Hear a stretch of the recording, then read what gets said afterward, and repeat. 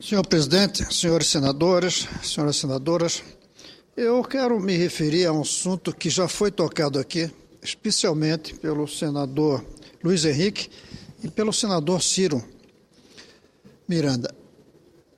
É o fato de que na mesma semana nós temos o choque de que a nossa única universidade entre as 200 melhores do mundo caiu, e outras também, e o choque de que o número de analfabetos aumentou no Brasil em 300 mil.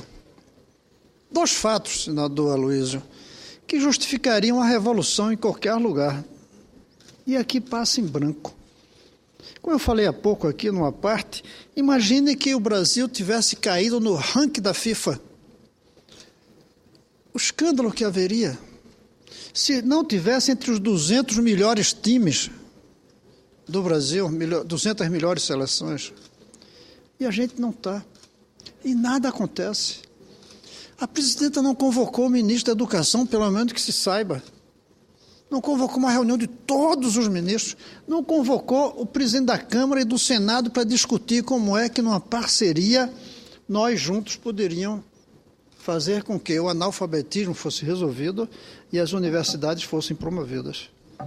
É essa insensibilidade para os assuntos da educação que deixa o atual governo numa posição insustentável diante da opinião pública e, sobretudo, diante do futuro do Brasil. O senador Luiz Henrique falava aqui que o Brasil tinha dificuldade em ser um país emergente dessa maneira. O Brasil caminha para ser um país submergente. Porque daqui para frente, o grande capital de um país é o conhecimento. Eu vi há pouco uns estudos dizendo que o Brasil vai estar muito bem daqui aos próximos 10, 15, 20 anos, porque o preço da soja vai crescer. Gente, isso se justificava no tempo do açúcar, no século XVII, em Pernambuco. Porque o commodity açúcar realmente subindo de preço, tudo dava certo e parecia que era eterno. Até porque todos achavam que a escravidão não ia acabar nunca. Mas no mundo de hoje, em que a gente vê todos os dias um produto novo, que a gente vê que a produtividade está, sobretudo, na criação de novos produtos, até mais do que na maneira de produzir os produtos, como sempre foi a ideia da produtividade. A produtividade, tradicionalmente, é quanto um trabalhador produz em renda. Não é mais. Hoje é quanto os inventores criam. Já não é mais tempo de ficar comemorando o tal do Made in Brasil. É tempo da gente tirar o Created in Brasil, criado no Brasil. E nós estamos muito para trás. Uma das razões pelas quais a USP caiu é pela nossa baixa produção de novos produtos, pela baixa relação nossa com o setor empresarial. As universidades, elas estão ruins, embora com um número maior. Nós comemoramos no Brasil o inchaço. Nós não comemoramos a saúde. As universidades incharam. As universidades não ficaram melhores e maiores como a gente deve querer também. E o problema central está na educação de base. Quando a gente olha a lista aqui que saiu na Folha de São Paulo, das 200 melhores, e vai país por país, tem uma coisa que unifica. Falam idiomas diferentes, a renda per capita é diferente de um país para outro, as culturas são diferentes. Tem uma coisa em comum: todos fizeram o dever de casa da educação de base. Todos sem exceção. E nós não fizemos. Eu até acho que a USP amanhã se recupera. Pode chegar a uma das melhores 100, mas só vai ter uma USP no Brasil. Aí, de repente, a Unicamp também chega, mas só vai ter duas. Por quê? Porque eles vão ser as universidades onde entram os melhores alunos do Brasil inteiro. Aí consegue ser boa, mas as outras vão ficando ruins. Uma das coisas que faz com que caia é porque criamos tantas universidades que os alunos não precisam vir mais para São Paulo para estudar. Então, os bons alunos, alguns ficam lá, mas um ou dois bons alunos não fazem a universidade. São todos. Imagine que esses 14 milhões de analfabetos, todos eles tivessem tido uma boa educação de base. Todos falassem inglês, que é uma das condições para ter uma boa universidade hoje, é essa. é que se fale inglês dentro da universidade. Senão ela perde competência para fora e competitividade para fora. Imagine que esses 14 milhões de analfabetos tivessem tido uma boa educação de base, soubessem idiomas, soubessem falar bem português, soubessem de matemática, tivessem noção de geografia, história, biologia. Imagine esses 14 milhões dentro das universidades, nós não estaríamos desse jeito. Não os 14 milhões, mas se desses 14 milhões, 1%, já são 14 mil. 14 mil bons cérebros.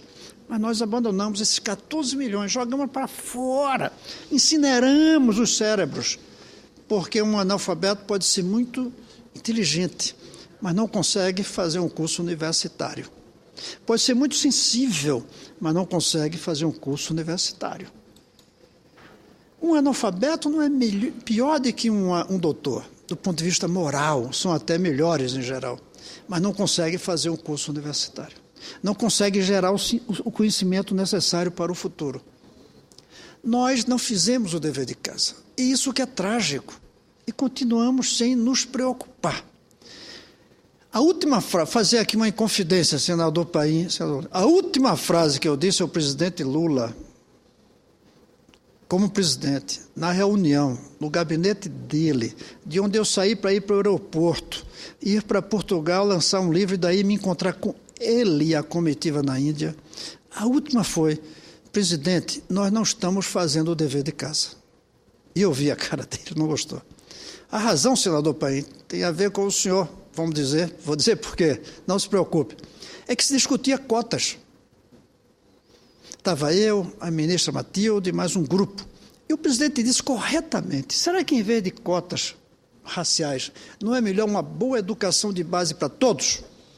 E eu disse na hora: sem dúvida, presidente, mas levar 20 anos para fazer o efeito sobre os negros brasileiros, que são da camada mais pobre. 20 anos se nós estivéssemos fazendo o dever de casa. Nós não estamos. Mas nós não estamos.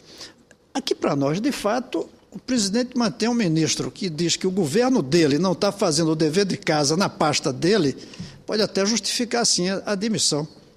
Eu sei que ele saiu dali, eu fui me encontrar com ele na Índia, quando ele voltou, ele disse ao ministro Gilberto Carvalho que não dava para me manter.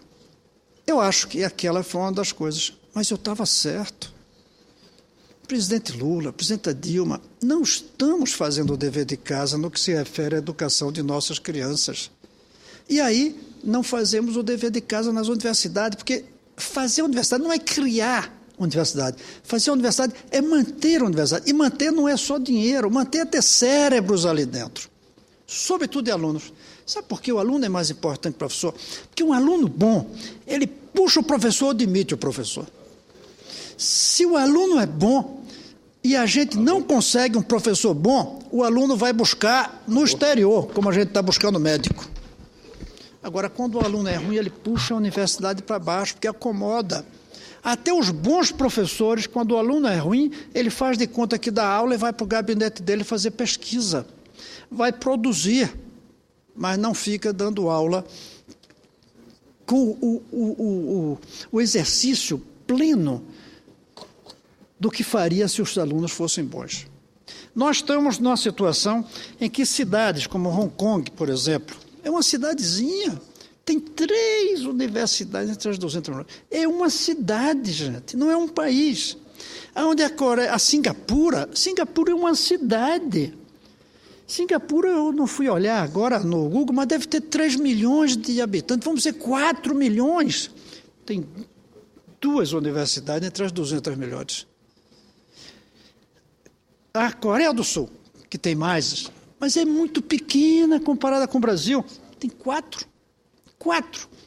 Eu não comparo com as 77 dos Estados Unidos, com as não sei quantas do Reino Unido, eu comparo com desses países. Não justifica. O Brasil não pode ter menos que 10 universidades entre as melhores, porque temos 200 milhões de habitantes, porque somos o 7º PIB do mundo. Não se justifica, meu Mozarino, temos menos de 10. Esses outros países que têm muitas aqui, são países pequenos. Ou seja, na hora de escolher, escolhe entre poucos. A gente escolhe entre um número muito maior. Nós somos os melhores em futebol, não é só porque a bola é redonda para todos. É porque nós temos 200 milhões de habitantes, e dos quais 100 milhões para fazer o esporte futebol masculino. Então, por que não fazemos isso também na educação? Por que não fazemos educação redonda para todos? Por que no Brasil rico tem escola redonda e pobre tem escola quadrada? E o caminho a gente sabe. O caminho é toda a escola ser pelo menos igual às 420 escolas federais que o Brasil já tem. Isso é espalhar essas escolas pelo Brasil. E isso, depois de 20 anos, porque não se faz de repente, custaria 6,4% do produto interno bruto, pagando R$ 9.500 de salário mensal a um professor. O que faz com que o custo de cada aluno seja R$ 9.500 por ano. É menos do que a maior parte da classe média paga na escola particular, onde a mensalidade já está em R$ 1.000. A nossa custaria 700, 600, 800 que seja. A gente sabe por que não faz. Em parte porque não dá voto. Colocar uma universidade dá voto. O menino que entra na universidade, os pais comemoram. O menino que termina o ensino médio, não se comemora. Não se faz festa. Não dá a euforia, o orgulho. E aí não dá voto.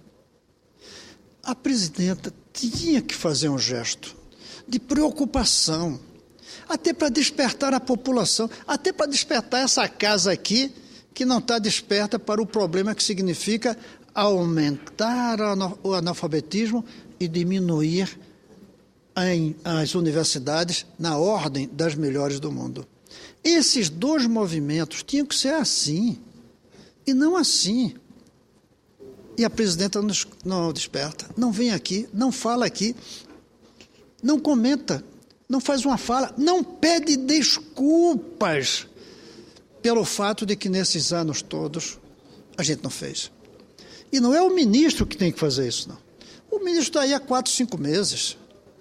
Como é que ele vai ser culpado disso? Não, nada. O ministro Mercadante não tem nenhuma culpa nessa situação.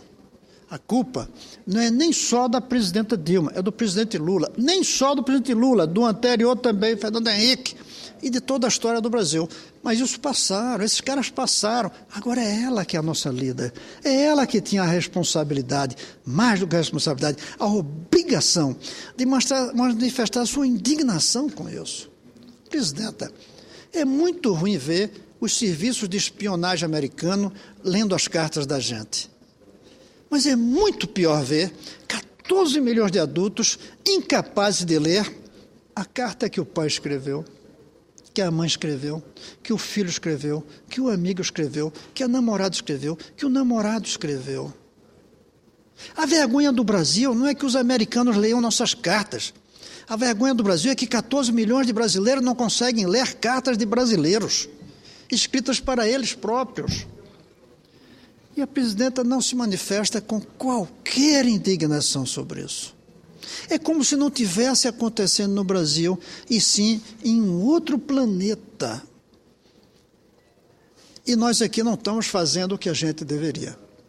Por isso, eu creio que nós temos a obrigação, pelo menos, de levar adiante o que o senador Luiz Henrique propôs aqui, de colocarmos como próximo tema da Comissão do Futuro. Senadora Amélia, e a senhora é membro dessa